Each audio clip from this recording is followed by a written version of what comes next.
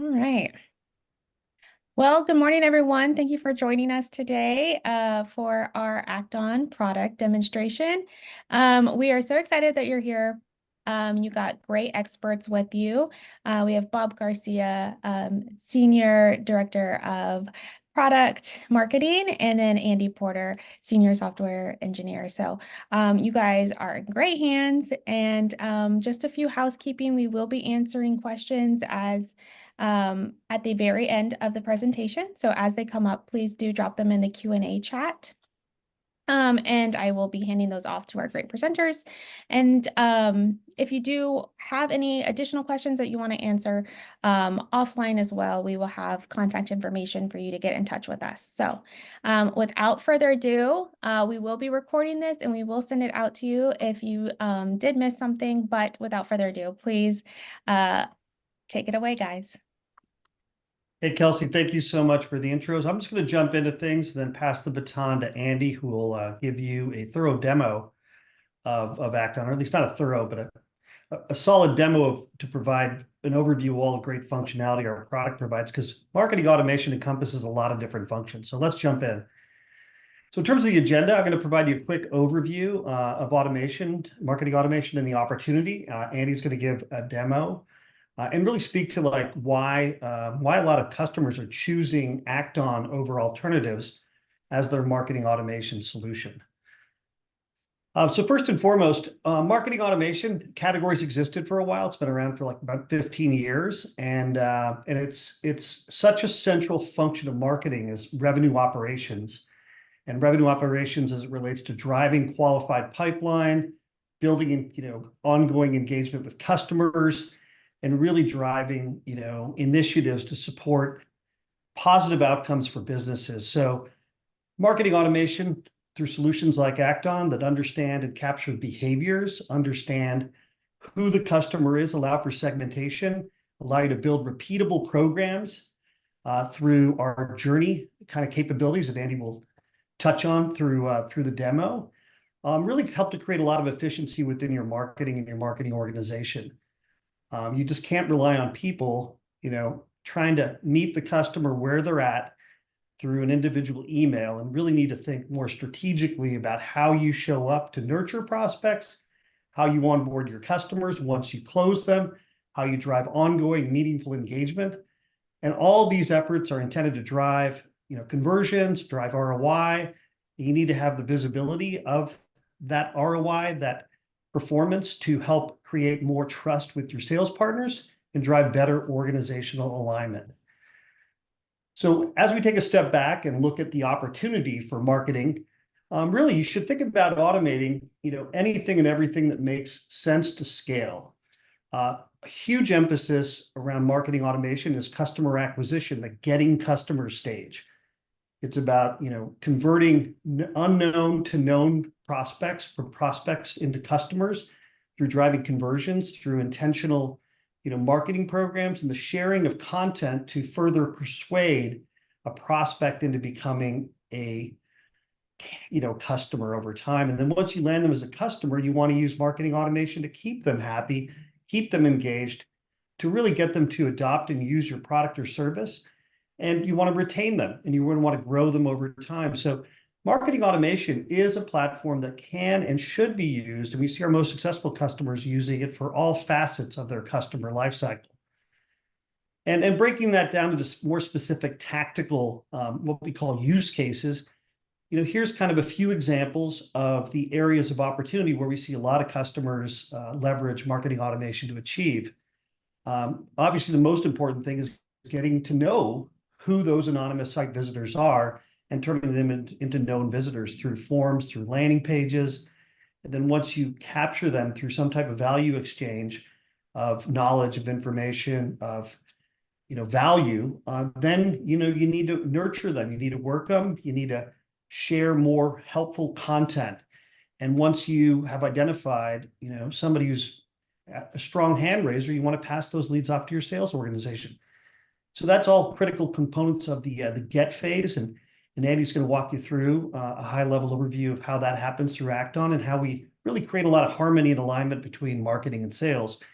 And then on the customer retention side of things, there's so many opportunities to lean in and use marketing automation and really consolidate, all of your email marketing needs around a platform like Acton, because we support not only commercial email, but transactional email as well. So if you have a need to hook up to a system, say like some type of life cycle system, like, an invoicing system, a customer support system, and you need transactional messaging, well, Acton has a solution for that as well to extend your overall management and efficiency gains through marketing automation. So I hope I provided you enough of an overview of the opportunities with marketing automation to now move you into a demo. But before I get there, just want to reinforce, how marketing has evolved and how Acton can help you get, keep, and grow your customers through improved lead acquisition, increased conversion throughout the funnel, and really growing retention and expansion. And all of this needs to be quantified through some compelling analytics. With that, Andy? Awesome. Thanks, Bob. Appreciate it. And as we go through the demo today, I'm really going to focus on those first two chapters that Bob mentioned of the get and keep. And what I want to emphasize as we go through this is a lot of the same tools that we're going to be talking about for those chapters are going to be the tools that you would use for your customer retention. So we'll highlight a few of those areas as we go through as well. But before we jump in too far, this is the Acton platform. And as you can see, there's a lot that is included in Acton. So we're absolutely not going to be able to hit everything today. But as you have questions, as you'd like to get more information, we're more than happy to go into more detail on this and to set up a custom demo to go into specific needs that you might have. Now, the first area is getting customers, and that's all about customer acquisition or prospect acquisition, filling the top of the funnel, so to speak.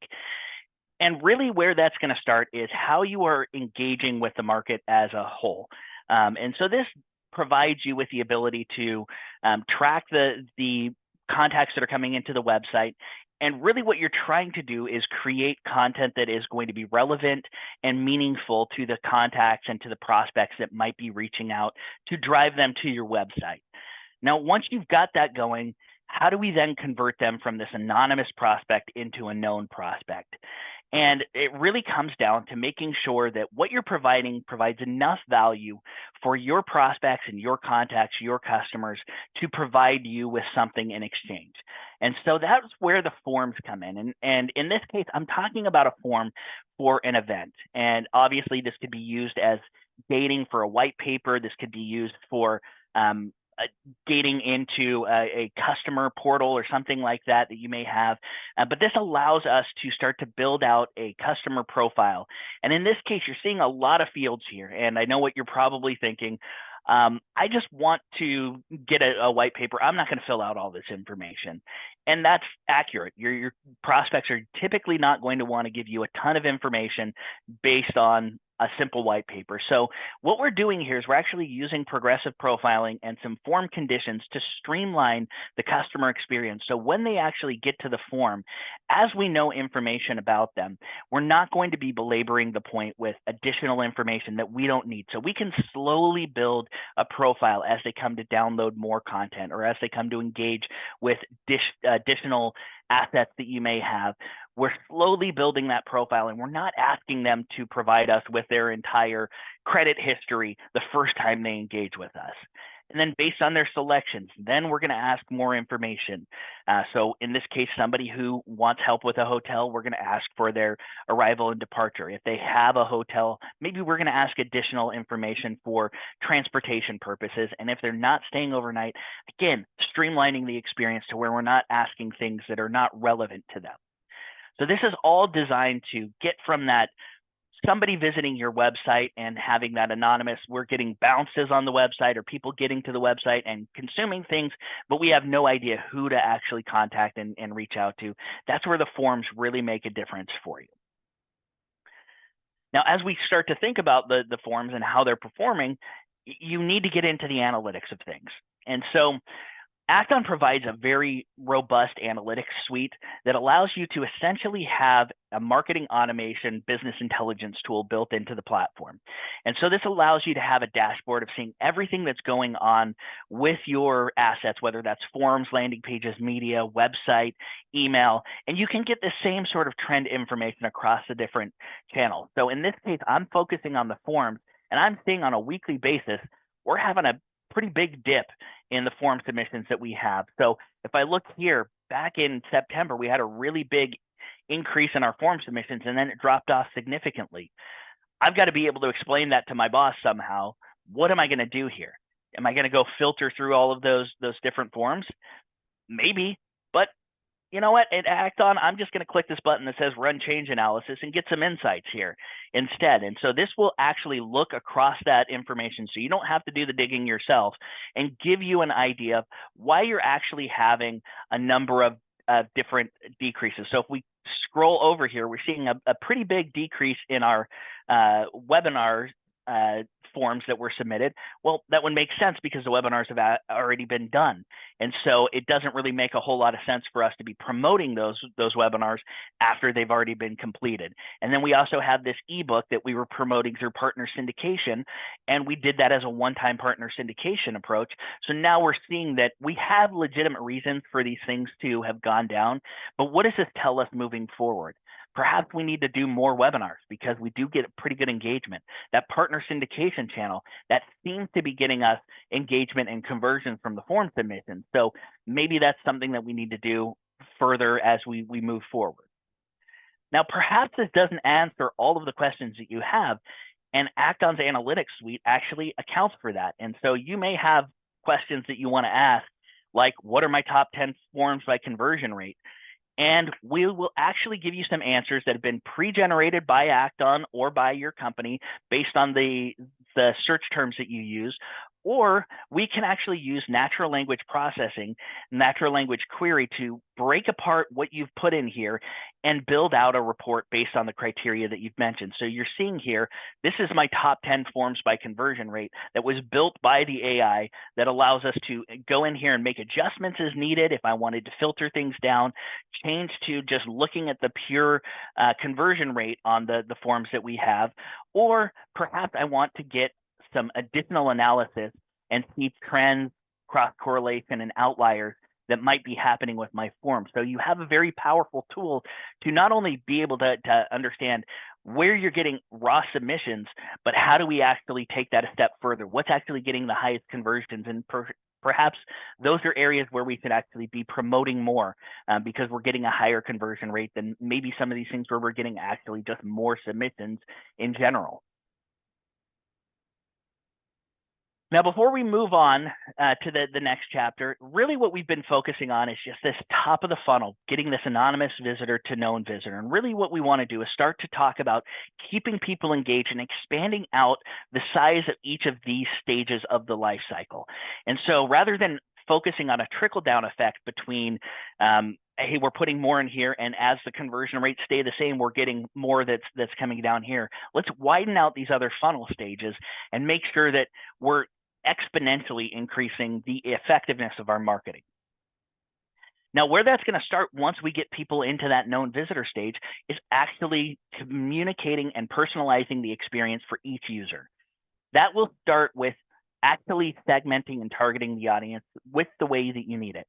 And that could be as simple as building out an audience that you need to focus on. In this case, pulling in information from the individual, from the behavior, somebody who went to a demo page, from the account or related opportunity information, in this case, somebody with an account of 50 million or more in annual revenue with an opportunity due to close in the next 60 days.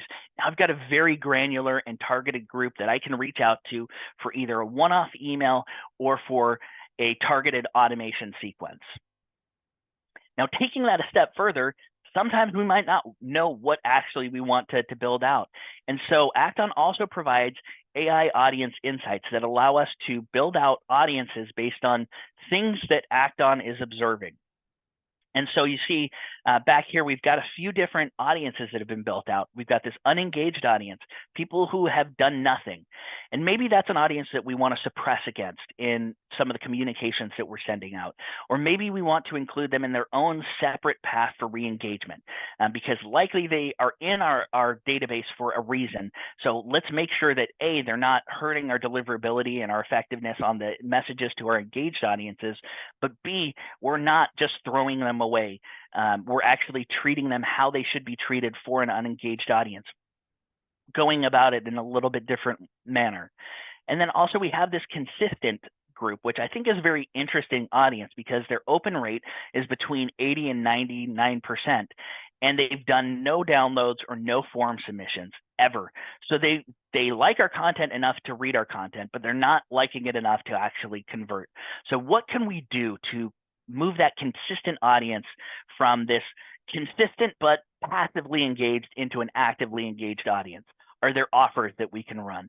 And so this sort of insight really helps you to understand what sort of different opportunities that maybe you aren't thinking about are available for you to power your marketing automation and really move your marketing forward to drive the results that you need. And once we have our audience, the next step is to actually personalize the experience and make sure that what we're doing is driving an experience that's relevant to each user. So what you're seeing here is I've built out an email that is personalizing on each individual. And so everything in this email is personalized to what Peter, what Violet, what Jane are focused on, both the amenities that they're interested in and the details of the properties or locations that they've shown interest in. And so we're really targeting those different users based on what they need to be hearing, making sure that the likelihood of them engaging on that message is as high as possible. Taking that a step further is where we get into the actual send possibilities. So obviously you can send your message at a scheduled time immediately, use the recipient's time zone so you're not finding that perfect hour that works in New York and Los Angeles. But we also have this adaptive send feature, which really moves the needle for most customers in that we're able to incorporate the behaviors of the individual to identify when they're most engaged with the brand. So you may have heard of something like send time optimization, which is great, except it typically works on opens and clicks. Bad thing about that is most of that happens within the first 2 hours of a message going out. And so you have this self-fulfilling prophecy that, guess what, Tuesday at around 10 a.m. is a good time to send my messages. Where adaptive send is different is this is actually going to pull in all of the behaviors that act on tracking. So if we go back to this website Prospector and look at Penny Scott, we get to see everything that she's done from email to website to media to SMS, social, even custom activities that are happening outside of the marketing automation, and feed that into the email timing that we're sending. So all of that will go into when somebody's most engaged with the brand. And what we've seen with our customers using this is about a 30% increase in their click-through rates. So it can have a huge impact on your engagement as you're moving forward, making sure that your deliverability is moving in the right direction, since engagement is the number one thing that most ISPs are looking for at this point. Now, it's great to have a single message that you're sending out and personalizing, but what's better than that? A lot of messaging that you're sending out and personalizing.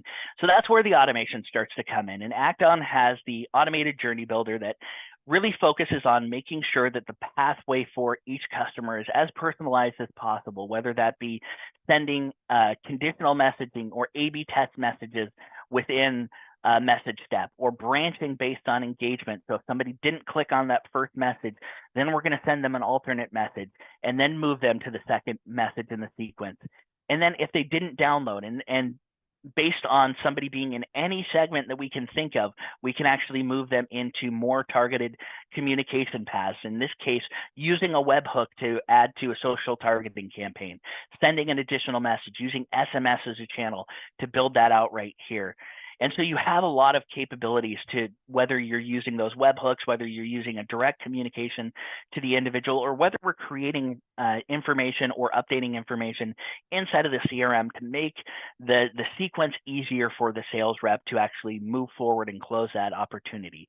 And so all of this really drives into taking that same level of personalization, that same level of targeting that we saw, and doing it at scale across the customer life cycle, so you're not babysitting every single stage by yourself manually.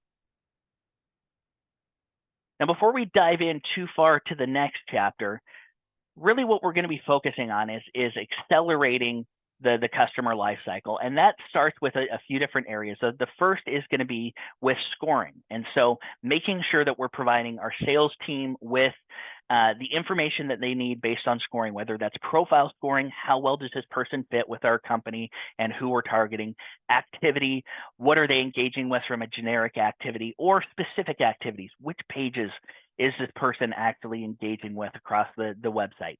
And so this allows us to create very custom scores, but we can also apply the same scoring across customer marketing as well. So you can do this from an adoption perspective.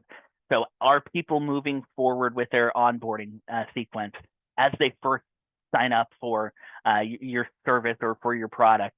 Are they actually moving forward and engaging the way that you want with that? They help prospects or other things, or are there things that you need to identify as flags or things for upsell and other opportunities? So the scoring could be used on that post-sales side of things as well.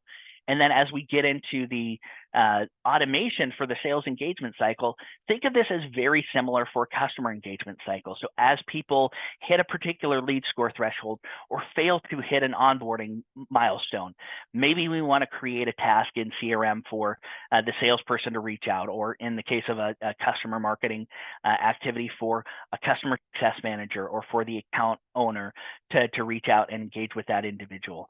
But in this case, we'll focus on the sales engagement cycle. So we've now hit somebody who's qualified. We create a lead and a task in CRM. Once that's created, we send a personalized message on behalf of the owner of the record inside of the CRM. Wait for a day after the meeting is scheduled.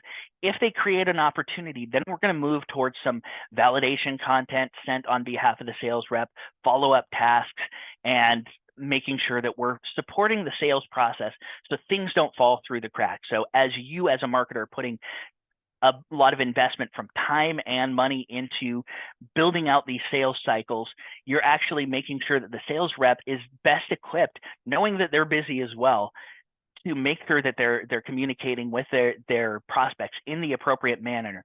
And if a prospect isn't ready, then we're going to move them back into nurturing and rebuild up that prospect to make sure that we're actually driving them towards the outcomes that we have. And really that comes back to understanding how everything that we're doing, we talked about that analytics at the beginning and looking at conversions of people coming into known visitors. But now let's talk about how that's actually going to drive revenue, which is the ultimate goal of any marketing activity, is to build more revenue. And so as we're looking at this, we can then look at assets that have actually driven revenue and start to build out campaigns for future and benchmark this with the sales reps to make sure that this is accurate for what they're seeing as well, both from a first touch and a multi-touch attribution model, where you can see something like the contact me request form, even though it has half as many deals, has a significant amount of revenue, and we can see how that's contributing to the actual revenue number based on the number of touches that it has. Now we can also then zoom out and understand holistically, how is our marketing driving that revenue across the life cycle here of understanding where are opportunities coming from, what industries, what regions, where's leads coming from by source, and what opportunities or campaigns are actually driving pipeline for us. And so at a high level, we can understand what's happening in each of the campaigns that we're running. And then going back to our funnel report, we can then start to tell the story with using just this, of the tactics that we have, without needing to bring a bunch of different reports into an executive meeting or into a sales meeting. We can start to talk about, look, we focused on this acceleration path, and this converted to known visitors to new leads was taking way too long. So in order to cut that down, we added an automation that sent a task to a sales development or a business development rep as soon as somebody converted into a known visitor, and that was able to cut down the time frame a little bit. And then we also had a personalized email that went out to that individual a day later, and then a task set in CRM 3 days later for the owned record owner to actually reach out and qualify that lead. And so we were able to cut down that time frame from 8.1 days for about 4,700 contacts to 3.2 days for about 4,300 contacts. So you have that really compelling narrative that you can actually tell without needing to get into a bunch of slides about what you've done over the things where people start to have their eyes glaze over. You're talking to the numbers that are meaningful without taking away from the efforts of other teams. Obviously, this only works if the sales team is doing their jobs, if the business development team is doing their jobs. And all of this really helps you directionally understand where you should be putting your efforts, where you're getting value, and proving your value as a marketer. So I know I just fire hosed a lot of stuff at you, and there's obviously going to be more that you'll likely want to look into, and there's a lot more. Kelsey scheduled this as a half an hour time frame as opposed to the 4 hours that I wanted. So there's a lot more that we could be going into on this, but at this point, I'll go ahead and jump out of the demo mode, and of course, if you have questions, feel free to add those into the Q&A. Thank you so much, Andy, for that overview. And as Andy mentioned, the product is so expansive and comprehensive. It really warrants, if you want to lean in further, just a personalized, meeting with our team to have them walk you through the specific functional areas of the product that really matter to you and your business. Because as Andy shared there's so many dimensions to it in terms of forms, landing pages, the email side of things, the automation, all the flexibility around all the different channels we support for automation, especially like with the expansion of webhooks and how you could reach out to your broader MarTech ecosystem, and then integrating back with your CRM. One of the things I definitely want to close on is just summarizing all the great value that Andy shared and I spoke to earlier about why customers choose Acton. Our focus has been nothing but marketing automation since we came into being, about 15 years ago. And we really focus on trying to take complex concepts and workflows and make them simple but powerful. And we're really trying to help you with driving more efficiency and really starting to lean into AI, and not just AI as an additional capability, but really embedding that into our product. And it's all wrapped with best-in-class support. Our tech support, our account management, our CSM teams, they live, breathe, eat marketing automation. That's all they do. And I just really wanted to emphasize kind of these points about what makes Acton so special and how we keep our customers so happy and help them drive value. So now back to questions. Yeah, great presentation, you guys. So much information in such a short amount of time. Thank you so much. You guys were amazing. So we did get a few questions. So I will just go through those real quickly. First off, John asks, if we are switching over from a previous marketing automation platform, what does this timeline typically look like to getting up and running? Yeah, I think that's a really good question. And the bold answer is it depends. So a lot of it will depend on what sort of migration you have, what sort of assets you need to move over. Typically, we see our customers onboarded within the first couple of months of using Acton. A lot of times moving over from a platform, there's a good use case for some overlap between the two systems, so you can migrate things over and start to unplug from one system and plug into Acton as you're going through. But as far as recreating content and things like that, it's not an arduous task to do that. And we do have professional services in our onboarding team that really make that easy for most of our customers to make that migration step and to start to move from what they're doing with a previous vendor where they feel a little bit locked into running a lot faster with Acton. That's a great point. And also, it's really a great opportunity to refresh and reimagine your programs. I know we've done that here the last year, thanks to Kelsey.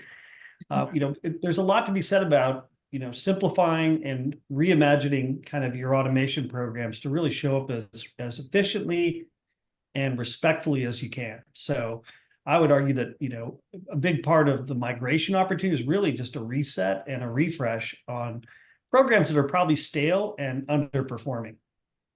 So it's well worth the investment of time and energy to move to a vendor that's going to give you a lot more agility in terms of democratizing marketing automation. And to Bob's point on that, if you're moving from one vendor to another, there's usually a reason. And so doing the same things that weren't working with a new vendor, you're going to be replicating the same processes. So that is something where our onboarding team really tries to peel back the onion as what are you trying to accomplish versus what are the tasks that you're currently doing that we need to replicate. Absolutely. And just to add in, I can attest as a demand gen manager, I am one of the users of the platform. And I can say that coming from other marketing automation platforms, I was kind of shocked at how quickly I was able to get in and start making automated programs within, 1 to 2 weeks of being hired. So that's kind of crazy for me looking back. So I can attest to that. And then I think we have time for maybe one more question, real quickly. You mentioned a lot of information is being tracked within Acton. Is this information going to be compliant with CCPA and GDPR? Short answer is yes. So everything that we do, it has compliance in mind. We do have a compliance and deliverability team that really focuses on making sure that A, the product is up to date, but B, our customers are educated on what changes are happening. And so there are obviously a lot of changes that are happening with Google as things transition. So even beyond just the legal obligations, there are changes to what different providers are actually doing. And so you'll see changes in tracking and consent, but we do make it very easy for you to capture your consent, for you to manage and suppress against folks that have not provided their consent to you, and to make sure that you have ways to accommodate, the right to be forgotten and other things that come up with CCPA, GDPR, CAN spam, CASTLE, all of the different permutations that we see coming up. The real goal here is to make sure that, again, we're not just sending a bunch of email to send a bunch of email. We're targeting the audiences that you want to target. And hopefully you've seen across the things that we mentioned in the demo, you'll likely be very engaged with your prospects by using the information that they're providing and working on their timeline and their schedule, which is the whole point of this compliance push that we're seeing from governments and from operating systems, ISPs, and other tech companies. That's a great point. It's really about, being respectful, being mindful, being personal, and being transparent. And as we're all seeing the world of third-party cookies, go away. The importance of understanding who's showing up at your front door, what they're interested in, and really serving them well is just becoming more and more important. And that's one of the things I really enjoy about working at a company like Acton that obsesses about first-party data. Awesome. Great. Well, thank you both so much. We are a little bit over time. Sorry, I didn't schedule 4 hours, but thank you all for joining us today. I hope you found it insightful. If you do want to learn more, please reach out to us and let us know how we can help you reach your marketing goals. We'd be happy to take you more in depth on a one-on-one demo. And with that, have a great day, everybody. And we'll talk to you next time. Thanks, everyone. Thanks, everyone.